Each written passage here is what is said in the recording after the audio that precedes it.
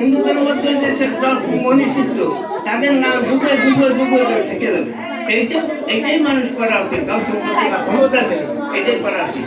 সবাইকে আমি আবার ধন্যবাদ জানিয়ে আমার দ্বারা এই যে সুসন্তান আমার সন্তানরা যে দুনিয়ার ভালো ভালো কাজ আপনারা করতে পারে, সবাইকে ধন্যবাদ।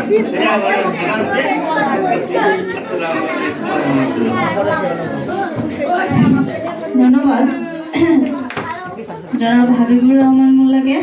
আমি সর্বশেষ আমার অনুষ্ঠানে আমার সহকর্মীদের মধ্য থেকে কেউ একজন সংক্ষেপে কিছু বলবেন আমি অনুরোধ করছি।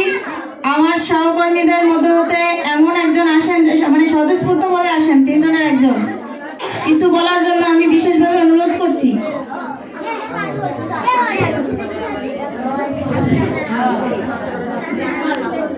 আমরা কিন্তু এরপরেই আমাদের ফলাফল ঘোষণা করব, এই কারণে আমি একটু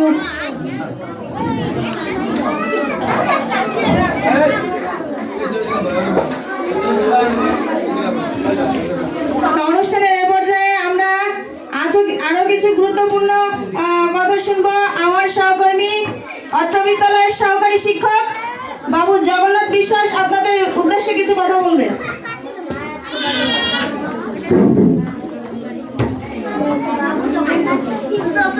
নমস্কার। আজকের এই তৃতীয় প্রান্তিক পরীক্ষার বার্ষিক ফলাফলের সময় উপস্থিত সম্মানীয় সভাপতি, বিশেষ অতিথি এবং সহকারী শিক্ষাবৃন্দ, সহকর্মী এবং উপস্থিত গার্জিয়ান সবাইকে আমার শ্রেণীবদ্ধ প্রণাম, নমস্কার এবং ভালোবাসা।